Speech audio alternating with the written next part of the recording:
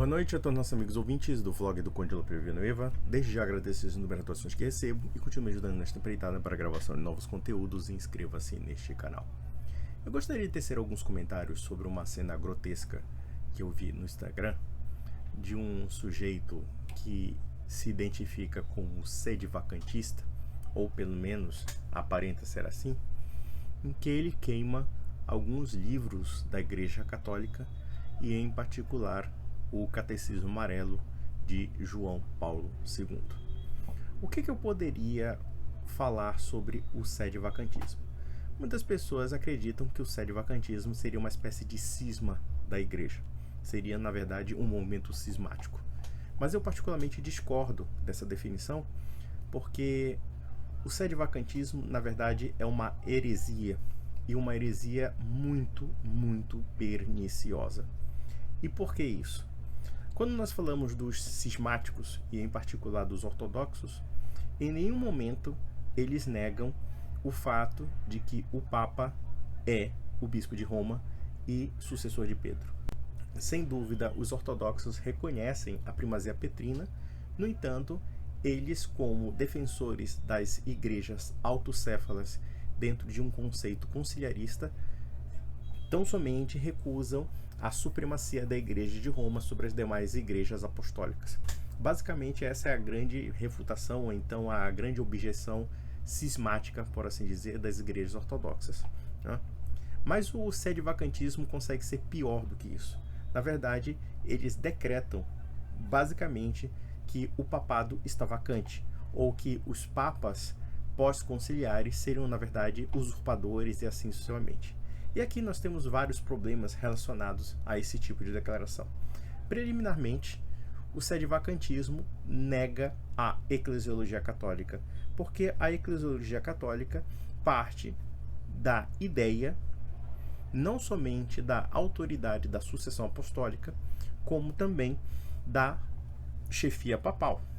Ou seja, nós temos a sucessão dos bispos em comunhão com o Papa. E, no entanto, os sedevacantes negam que o Papa seja legítimo. E baseado em que critério? Em que autoridade? Aí, realmente, nenhuma. Porque, na verdade, eles mesmos tentam usurpar o episcopado se autonomeando episcopado. Eles subvertem o conceito da autoridade dentro da própria Igreja Católica. E afirmam claramente que essa sucessão apostólica cessou. Ou não tem continuidade, ou simplesmente está vacante, está vazio, e, portanto, qualquer bispo ou qualquer padre, a partir do Concílio Vaticano II, é considerado ilegítimo. E nós temos aqui a implosão da eclesiologia católica. Esse é o primeiro ponto. O segundo ponto é o seguinte: se eles afirmam que os bispos em comunhão com o Papa são, entre aspas, modernistas, heréticos, em suma, são ilegítimos, logo, os sacramentos dados por esses bispos em comunhão com o Papa são também ilegítimos. Em outras palavras, segundo essa lógica, os sacramentos, que são os sinais da salvação, simplesmente cessaram. E nós não temos mais igreja propriamente dita. A igreja simplesmente se extinguiu a partir da morte de Pio XII. Essa é a conclusão lógica absurda relacionada ao sedevacantismo. E temos outras questões que podem ser também elencadas em torno dessa heresia grotesca. Se eles afirmam que a sé está vacante, resta saber com que autoridade eles podem afirmar que o Papa está vacante. Porque nós sabemos muito bem que nenhum leigo pode julgar o clero. Pode se subverter acima do clero. E eles têm uma visão de tradição que, no meu entender, é muito parecida com o protestantismo. Em que sentido? Primeiro, eles fazem uma espécie de livre exame da tradição. Eles interpretam aquilo que convém chamar tradição, instrumentalizando contra a autoridade legítima que é defendida pela tradição. Esse que é o mais cômico. Vide o fato de que a visão sedevacantista é uma visão seletiva. Ora, dentre os componentes da tradição católica, nós não podemos ver a tradição apenas como um elemento engessado, como um elemento positivista, como eles fazem. O sedevacantista vê a tradição como um elemento puramente esquemático, idealizado, descontextualizado da própria institucionalidade, tal como um protestante pega a Bíblia e dissocia a Bíblia da história, dissocia a Bíblia da própria igreja e das próprias autoridades eclesiásticas que têm autoridade para falar sobre a Bíblia. No fundo, o sedevacantismo é uma espécie de protestantismo gourmet, porque na prática eles negam a autoridade legítima, eles usurpam essa autoridade e acabam se arrogando a própria autoridade em nome de uma interpretação seletiva da tradição. E por que eu digo que é seletiva? Porque durante 2000 anos de história nunca foi dado a um leigo qualquer ou algum aventureiro querer fazer pré-julgamentos a respeito da autoridade eclesiástica per se, sem qualquer tipo de legitimidade. Não existe essa história de alguém achar que tem os carismas do Espírito Santo, por exemplo, o tal do Frei Tiago de São José, esse esquisitoide aí, que apareceu falando que o Papa não é Papa, que a igreja acabou, ou coisa parecida, né? Inclusive comete erros históricos crassos, deturpa a história, distorce a história. Vide o fato de ele ter citado São Bernardo de Claraval, né, como alguém que do nada escolheu um papa ou decretou um antipapa ou coisa parecida, né, como se Bernardo de Claraval fosse um sedevacante. E quem o desmascarou foi o historiador Lucas Lancaster, mostrando que justamente o contrário, que Bernardo de Claraval aceitou justamente uma autoridade legítima papal, quando na verdade o antipapa era, por assim dizer, alguém que estava decretando a vacância do papa legítimo. Se o Frei Tiago de São José pode ser equiparado, é justamente aos antipapas, ou aqueles que declaram que o rival está vacante. E o mais pernicioso desse tal de Frei Tiago não sei das quantas é que no debate que ele teve com um senhor da Associação Montfort, ele afirmava claramente que para resolver certos problemas da igreja era necessário, se possível, a intervenção militar do poder temporal para supostamente consertar os supostos erros do poder espiritual. Esse filme já vimos antes. Foi Filipe IV, rei da França, invadindo Roma, sequestrando o Papa e colocando um Papa em Avignon.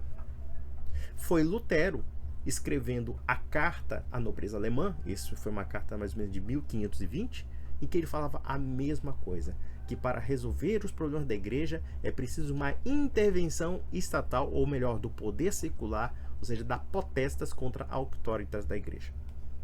Ou então podermos citar os jansenistas, que no século XVII, como hereges que eram, ainda que parecendo católicos, defendiam o mais radical regalismo, ou seja, o poder do rei da França contra a Igreja Católica e contra o papado. E essa política gerou uma das perseguições mais violentas contra uma ordem religiosa que era responsável pela educação católica na Europa, que foram os jesuítas. E em particular quando o senhor Marquês de Pombal, movendo uma propaganda virulenta, acabou por destruir a ordem. Inclusive a igreja foi obrigada a extinguir a ordem dos jesuítas, a Companhia de Jesus. Então veja o grau de malícia desse frei.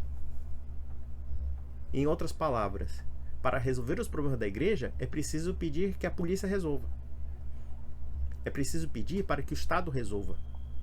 E foi por essa situação é que houve a derrocada da igreja, a reforma protestante e a ascensão dos estados nacionais, destruindo a cristandade. Então a solução do Frei Tiago é a solução de todos os hereges.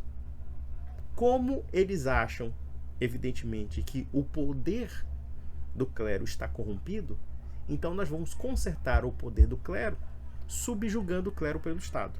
É claro que vai dar errado, evidentemente.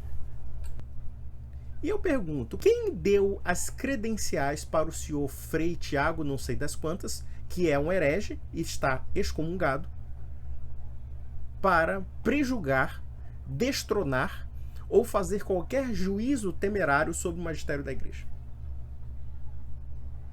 Nada na tradição católica dá autoridade a qualquer pessoa, de uma forma um tanto aventureira, simplesmente decretar a invalidade dos bispos em comunhão com o Papa. Mas, da mesma forma que o protestantismo pega a Bíblia e faz interpretações desconexas dela, o sede vacante faz isso, mas só que com a tradição da igreja. E claro, é seletivo, porque dentro dessa tradição da igreja está incluída a autoridade apostólica, a autoridade dos bispos em comunhão com o Papa. E que não existe nenhum precedente para alguém afirmar que Papa não é Papa, baseado no achismo de crer que a igreja se tornou modernista ou coisa parecida. Esse tipo de heresia lembra, em muitos aspectos, o donatismo.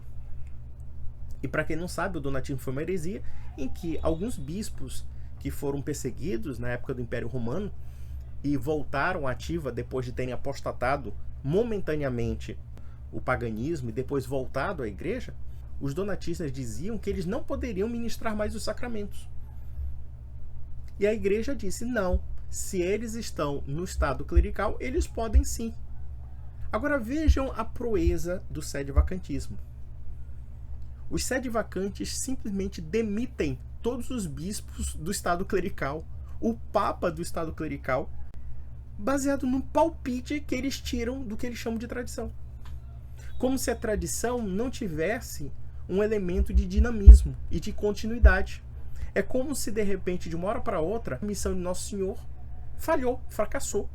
Ora, se a sucessão apostólica não existe mais, ou ele diz que essa sucessão apostólica é apóstata, se os sacramentos não são mais válidos segundo essa lógica, que é uma lógica bem donatista, diga-se de passagem, né? Porque a gente sabe que um padre, um bispo, mesmo que ele esteja numa situação irregular e até em pecado mortal, os sacramentos são válidos até o dia em que a igreja simplesmente o suspenda ou então decrete a demissão do estado clerical. Isso é uma regra da tradição católica, mais genuína, que eles evidentemente ignoram. Porque a visão da tradição católica é uma visão seletiva. É uma visão conveniente a uma patota. E o mais engraçado e o mais divertido de tudo é que os sedevacantes, como uma seita que eles são, não se entendem entre si. Por quê? Claro, eles implodem o critério da autoridade e cada um se julga autoridade. Veja, por exemplo, esse mesmo Frei Tiago que diz que tem os carismas do Espírito Santo. Então ele tem o carisma da sapiência do Espírito Santo acima do Papa, acima dos bispos, etc. Mas quem é que deu autoridade para ele? Ninguém deu autoridade para ele. Em 2 mil anos de história nunca se deu autoridade para qualquer aventureiro dizer que agora o Papa não é Papa, ou então que bispo não é bispo. Aí resta, evidentemente, um Frei fraudar a história, como de fato ele fraudou, para justificar algo que nunca foi defendido pela igreja. Ou seja, a tradição é vista de uma forma positivista. Por que positivista? Porque, como protestante, ele acha que a tradição é um conjunto de regrinhas, uma sopinha de regrinhas em que ele pode remodelar conforme o seu entendimento, sem analisar a contextualização histórica daquilo que se deve ser aplicado segundo a essa tradição. Mas, por outro lado, temos coisas inclusive mais insanas. Eu me lembro muito bem que um certo membro dessa seita, o senhor Rafael Diogo Moreira, se não me falha a memória, que é um cara meio esquisito, assim, feioso, né? Me acusou de ser maçom, de ser comunista e de ser judeu. Sabe qual foi a lógica dele para ele me acusar isso? Por analogia. Ora, se eu afirmo que a igreja pós-conciliar é a igreja católica, e segundo ele, se essa igreja foi corrompida pela maçonaria, ou corrompida pelos judeus, ou corrompida pelos comunistas, então logo, por definição, eu sou um maçom, eu sou um judeu e sou um comunista. Ou então sou um judaizante, ou então sou um neoconservador, como ele mesmo falou. Só que existe uma idiotia crônica nessa história. E uma absurdidade insana. Primeiro porque a igreja não é maçônica. A igreja continua impondo normas e regras contra a maçonaria. Talvez possa ter flexibilizado ou então ter sido menos incisiva, Mas a flexibilização dessa incisividade, digamos assim, não quer dizer que necessariamente ela aceite a maçonaria. Pelo contrário, ela mesma declara que existe uma incompatibilidade entre a doutrina católica e maçonaria. Vamos aos judeus. Podemos até fazer certas críticas ao posicionamento atual do Vaticano com relação aos judeus no que diz respeito a aspectos doutrinários, aspectos relacionados à soterologia, etc. Sim, isso é criticável. Mas a partir daí achar que a nossa igreja é judaizante ou defensor dos interesses judaicos ou coisa parecida, é simplesmente ignorar a relação diplomática. E eu posso pegar, por exemplo, no caso, a Santa Sé e o Estado de Israel. Existem muitos conflitos diplomáticos entre o Vaticano e o Estado judeu. E baseado em quê? Baseado no fato de que existe em Jerusalém um patriarcado latino que é alinhado com Roma, sem prejuízo de outras igrejas de matriz ortodoxa que coexistem junto com a igreja latina, com o patriarcado latino. E a política israelense, muitas vezes, é extremamente draconiana e hostil aos cristãos de Jerusalém. Muitas restrições, muitas vexações, principalmente contra os cristãos palestinos. E vejam que o posicionamento do Vaticano é completamente destoado do posicionamento israelense, atual pelo menos. Ou seja, a solução dos dois estados. A igreja defende o Estado palestino, a existência de um Estado árabe. Então, onde isso é alinhamento com o judaísmo? Só nos delírios persecutórios do senhor Diogo Moreira. Como também dizer que a igreja é comunista, ou coisa parecida. Nós temos aqui uma salada de maluquices histriônicas, né, de exacerbos, baseados no quê? Na crise do Concílio Vaticano II. Sim, eu tenho inúmeras críticas ao Concílio Vaticano II. Inúmeras críticas relacionadas a certos pontos que, no meu entender, são bastante nebulosos. Sim, isso é bastante questionável.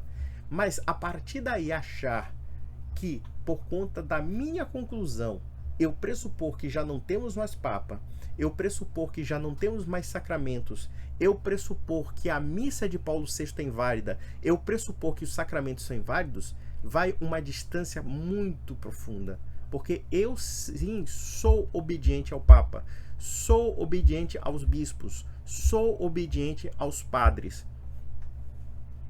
E mesmo que haja problemas, equívocos ou erros aparentes no Concílio Vaticano II, e eu acredito que há realmente problemas relacionados às documentações do Concílio Vaticano II, o posicionamento da igreja com relação à modernidade, só que essa discussão não é tão simples, não é tão esquemática, não é tão burra como os sedevacantes colocam.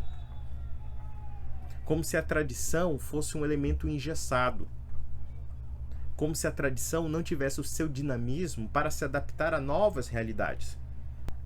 Neste ponto, eu concordo plenamente com o Papa Francisco quando ele diz que, dentro desses movimentos ditos tradicionalistas, ou até mesmo sedevacantes, há uma certa dose de pelagianismo. Por que ele diz que essas seitas são pelagianas?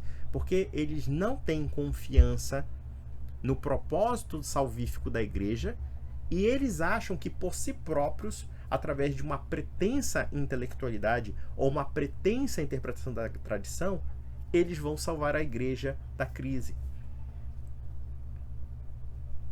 Nós temos que entender como cristãos que a crise ela é providencial. A igreja já passou por várias crises em sua história. E nós percebemos nessas pessoas uma perda da fé na igreja. Eles não acreditam na igreja no fundo. Eles não acreditam. E claro, precisam se legitimar em nome disso. Da mesma forma que um protestante deixa de crer na igreja pelas falácias, pelas incongruências, pelas deturpações que os protestantes criam na sua apologética, né? Alguém deixa de ser católico, o mesmo acontece com esta seita que se passa por católica e, no entanto, nega um dos elementos basilares da Igreja Católica, que é a autoridade apostólica, que é a sucessão apostólica e que é o Papa. Alguém imagina uma Igreja Católica sem o Papa? Alguém imagina a Igreja Católica sem o clero? Alguém imagina a Igreja Católica sem os bispos? Alguém imagina a Igreja Católica sem sacramentos? Então os caras entraram num delírio persecutório tal que simplesmente estão dizendo: nós não temos mais igreja. E eu vou ser mais ousado em dizer: você que banca o tradicionalista, na prática você chama Cristo de mentiroso. E sabe por quê? Porque no fundo você está dizendo o seguinte: os modernistas venceram. A modernidade venceu, acabou com a igreja. A igreja de Cristo não existe mais. E sabe-se lá por que vocês possam se declarar igreja, já que vocês não têm sucessão apostólica, vocês não têm continuidade em nada. Pelo menos os ortodoxos, que são cismáticos, eles podem alegar uma sucessão apostólica. Eles podem alegar uma continuidade como igreja, ainda que sendo cismática, ainda que sendo separada da igreja universal, da igreja católica. E isso porque eles se consideram, evidentemente, dentro da estrutura autocéfala, da estrutura conciliarista dele, como católicos também, como pelo menos igreja universal, né? Ainda que a gente saiba que os ortodoxos padecem de um nacionalismo extremo em muitos aspectos. Veja, por exemplo, a declaração da Igreja Ortodoxa Russa na guerra da Ucrânia. Veja a declaração da Ucrânia, né? Pelo menos da igreja ucraniana, na guerra contra os russos. Aí vocês vão ver o nacionalismo mais exacerbado e o problema do localismo, muitas vezes, suplantar a ideia da universalidade. Não que a igreja não possa cair também nesse engodo. A igreja também pode, claro. A igreja católica romana também tem seus problemas facciosos internos, né? Evidentemente. Mas isso é muito mais acentuado entre os ortodoxos. Por quê? Porque eles são autocéfalos. Cada igreja tem uma hierarquia, né, igual em relação às outras igrejas. Então não existe um chefe universal em torno deles, praticamente, né? Existem o quê? Concílios que os unem ali. E nem sempre são pacíficos, diga-se passagem, né? Mas pelo menos nós podemos dizer que os ortodoxos são muito mais irmãos de fé neste sentido do que os sedevacantes. E quando nós observamos sedevacantes queimando documentos da igreja, como o catecismo, nós temos que tratá-los como inimigos. Inimigos da fé católica. Eles são inimigos da fé católica, que querem instrumentalizar a tradição contra a institucionalidade. Eles querem usurpar a autoridade pela autoridade falsa deles. Eles querem, na verdade, implodir a igreja e destruir o projeto da salvação de Nosso Senhor. E neste aspecto, eles são piores do que os protestantes. E eu digo por quê? Porque pelo menos os protestantes admitem que eles são. Eles são hereges, eles não acreditam na Igreja Universal, na Igreja Católica, não reconhecem a autoridade dos bispos e assim sucessivamente do Papa, etc. Mas os sedevacantes subvertem a autoridade do clero através de documentos do clero. Como se dizendo assim: olha, o clero não está cumprindo o que a igreja diz. Só que existe um problema. Se há certas confusões ou incongruências no ensino do magistério da igreja, isso é também tradição católica. Quem vai resolver esse problema é a própria igreja através do clero. Não somos nós que vamos resolver.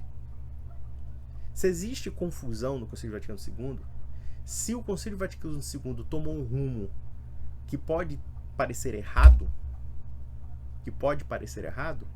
quem vai tomar as rédeas do que é certo é o clero.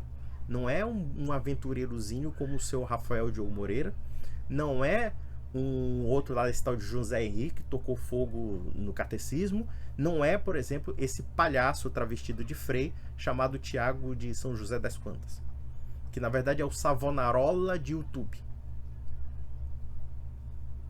e que inventou uma história de um carisma espiritual que só ele tem. Claro, ele é o único iluminado.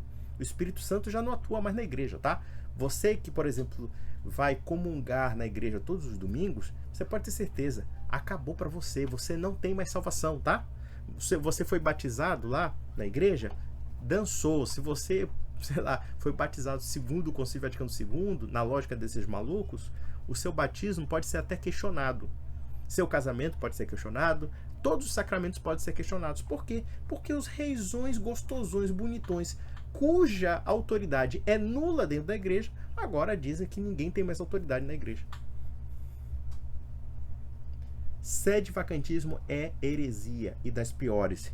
E eu digo mais, só não é pior porque eles são uma minoria, e são uma minoria sectária. radical, impiedosa. E quando eu digo que há uma certa impiedade neles, é porque eles não veem, por exemplo, essa igreja em crise como irmã. Eles veem essa igreja como o quê? Uma inimiga. Eles veem a igreja instituída como inimiga. A forma como eles direcionam as críticas ao Papa, aos bispos, aos católicos em geral, mostra que eles são malditos, mostra que eles são demoníacos na sua essência.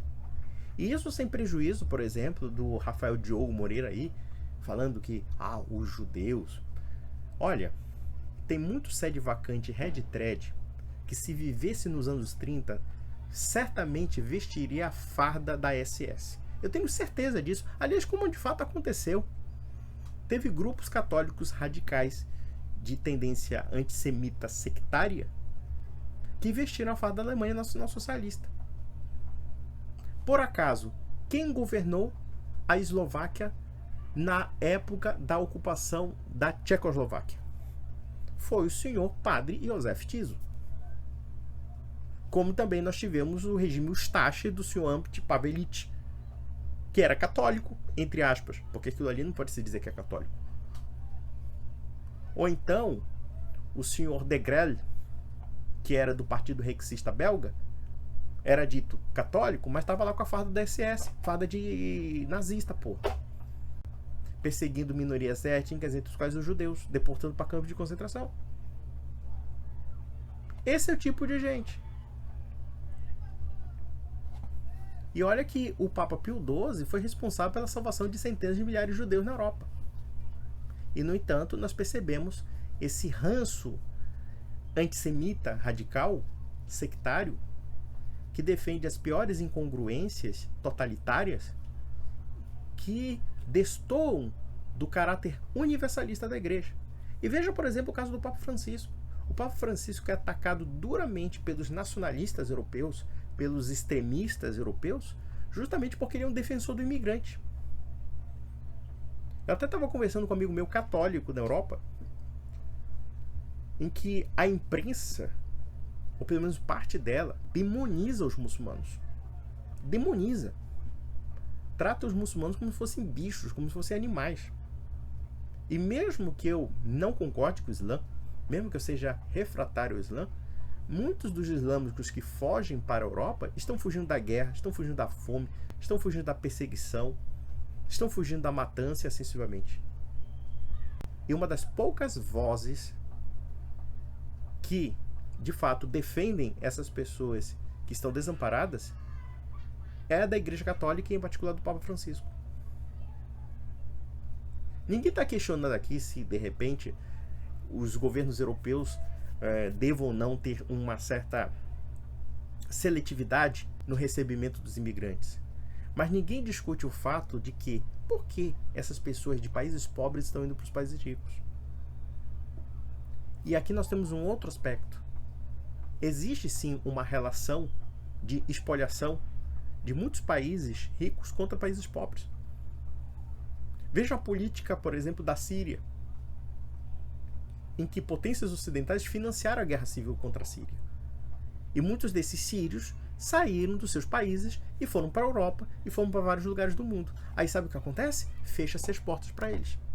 Destroem os países deles, as políticas ocidentais destroem o Oriente Médio inteiro, e quando o Oriente Médio inteiro vai para a Europa, aí fecha-se a porta da Europa, dizendo que eles são malditos, que eles são canalhas, que eles são isso, terroristas e etc. A maioria, pessoas de bem. A maioria querendo somente paz.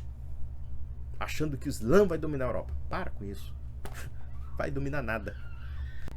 Então, meus amigos, saiam dessa heresia. Quem queima o nosso catecismo merece o nosso mais solene desprezo.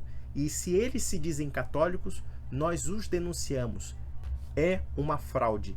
É uma farsa. Um grande abraço.